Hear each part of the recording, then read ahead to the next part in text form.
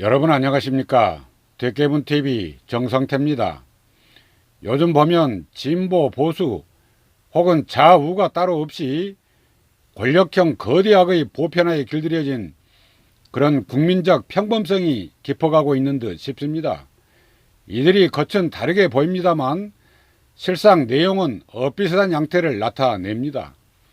그들 바람잡이가 부는 호루라기 소리에 맞춰서 일단의 사람이 일사불란하게 편을 나눕니다. 그리고 맹목적으로 서로를 향해서 욕설과 저주를 퍼붓습니다. 그런 거악의 올무에 걸려 지배당하고 있는 참담한 대한민국 현실이 아닐 수 없습니다. 이는 비록 눈에는 보이지 않지만 그러나 대중의 뇌를 서서히 침범하며 구멍을 숭숭 뚫고 마는 광우병과 유사한 행태의 다름 아닙니다. 결국 국가 공동체 모두를 부지불식간 죽음으로 내모는 국가적 재앙의 다름 아닌 것입니다. 마치 무슨 종교에 세뇌된 듯 혹은 약물에 중독된 듯 여겨지는 그런 좀비떼가 후적거리며 부유하고 있는 형국입니다. 이성과 논리적 판단을 망실당한 불쌍한 사람들이 아닐 수 없습니다. 그야말로 완전한 꼭두각시 인형의 다름 아닌 것입니다. 개혁도 진보도 그렇다고 그 무엇도 아닌 그저 문파 이익 공동체로 엮인 그들에 의해 처참하게 망가지고 있는 우울한 대한민국 현실의 다름 아닌 것입니다. 그들의 꼭두각시인 추미애 장관은 검찰 직제 개편을 구실로 서울 남부지검 증권범죄 합동수사단도 공중분해 시킵니다. 주가 조작 등 증권범죄를 저지르는 자들에게는 그야말로 구원의 나팔소리와 같은 소식일 것입니다. 고도의 전문성과 신속성을 요하는 검찰의 그런 부처가 폐지된다는 것, 이는 바로 금융범죄자들에겐 날개를 달아주는 것과 하등 다르지 않습니다. 자본시장을 교란시키는 한탕주의가 더욱 기승을 부리게 될 것임은 자명한 이치입니다. 결국 개미 투자자들의 막대한 피해로 이어지게 될 뿐입니다. 그런 식의 경제 범죄로 인한 극심한 민생 피해가 증폭될 것임도 눈에 훤히 보이는 대목입니다. 그러한 반면 정치 권력과 결탁돼 농간을 부리는 자들은 천문학적 규모의 이득을 챙기게 될 것임도 훤합니다. 우선 당장 코스닥 상장사 리드의 수백억 원대 횡령 혐의로 검찰 수사를 받고 있는 라임 자산운용 같은 경우입니다. 이 회사에 대해 검찰 수사망이 좁혀오자 부사장인 이 아무개 씨가 도주한 후 아직 검거되지 않고 있습니다. 이런 상황인데도 추미애 장관이 증권범죄 수사기구를 없애면서 금융위, 금감원, 한국거래소 등과 같은 유관기관과 업무 협의도 거치지 않았다고 합니다. 앞으로 증권범죄 수사 역량이 줄어들 수밖에 없을 것입니다. 문재인 대통령 실세들이 연루된 것으로 알려지고 있는 신라젠이나 상상인 저축은행 등에 대한 검찰 수사도 차질을 빚게 될 수 있습니다. 추미애 장관에 의해서 증권범죄 합동수사단의 손을 떠나게 된 까닭입니다. 아시는 바와 같이 신라젠 주가 조작은 초대형 금융 사기로 불릴 정도로 막대한 개인 투자자 피해를 낳았습니다.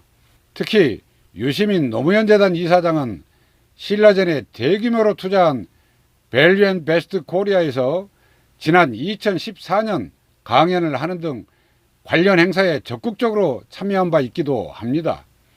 아울러 상상인 저축은행은 조국 전 민정수석 가족이 투자한 그런 사모펀드에 대규모 대출을 해주기도 했습니다.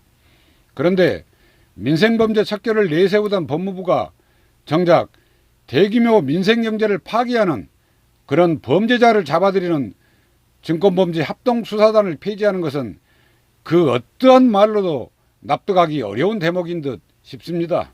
이런 가운데 윤석열 총장은 추미애 장관이 콕 집어서 폐지하겠다고 밝힌 서울 남부지검 증권범죄 합동수사단의 라임 자산운용 사건을 배당했습니다. 곧 폐지될 조직에 라임 사건을 배당한 것은 윤석열 검찰총장이 그만큼 초대형 민생경제 범죄를 뿌리 뽑겠다는 매우 강한 의지를 전달한 것으로 그렇게 풀이됩니다. 라임자산 운영 사건은 2조 원대 펀드 환매 중단 사태를 일으킨 사기 및 부정거래 등의 혐의를 받고 있습니다. 수천 명에 달하는 개인 투자자가 피해를 받고 피해 금액은 2조 원대로 추산되고 있습니다. 한 사람당 수천만 원에서 수억 원을 투자한 사람, 그런 수천 명이 피해를 본 전형적인 민생경제 사건입니다. 이처럼 금융 관련 범죄는 다수의 개미 투자자가 피해자인 경우가 대부분입니다. 증권범죄 합수단은 이런 범죄를 전담하기 위해 만든 검찰의 특수 조직입니다. 그런데도 추미애 장관은 이를 없애버리는 것입니다. 도대체 왜 그러는 것일까요? 바로 문재인 대통령 핵심 실세들이 그에 연루된 때문은 아닐까요? 그러한 문재인 청와대와 추미애 장관의 행태는 외국 언론에 의해서도 조롱거리로 보도되고 있습니다. 영국 주간지 이코노미스트는 한국 대통령의 검찰 권력 힘 빼기라는 제목의 기사에서 한국의 아름다운 섬 제주는 온화한 기후와 절경으로 유명한 관광지라고 이렇게 소개합니다. 그러면서 조선 왕조 시대에 순종적이지 않은 관료들을 귀양 보낸 유배지였다며 최근 문재인 대통령 실세를 수사 지휘하던 검찰 간부들의 자천성 인사를 자세히 보도하고 있습니다. 해당 기사의 부제목으론 하지만 문재인 대통령이 하는 일이 올바른 이유를 위해서일까? 이렇게 물음표를 남기며 비웃고도 있습니다. 그렇습니다. 그야말로 국제 망신입니다. 참으로 부끄러운 일이 아닐 수 없습니다. 그런데 문재인 대통령이 야당 시절에는 직접 자신의 입으로 이런 말을 한 적이 있습니다. 대통령 및 청와대가 검찰 수사와 인사에 관여했던 악습을 완전히 뜯어 고치겠습니다. 그러나 지금은 어떻습니까? 인사권은 장관과 대통령에게 있다고 강조하고 있습니다. 장관과 대통령의 인사권이 존중돼야 합니다라고 완전히 뒤바뀐 그런 얘기를 하고 있습니다. 그것도 거악 수사가 한창 진행 중인 그런 검찰 부서까지 폐지하면서 말입니다. 정치가 무슨 고등 사기꾼들 놀이터는 아닐 것입니다. 그런데 눈만 뜨고 나면 문파들에 의한 신흥 적폐가 차곡차곡 쌓여가고 있는 듯 싶습니다. 그 엄청난 죄과를 다 어찌 치를 수 있을지 그저 두려운 생각이 앞섭니다.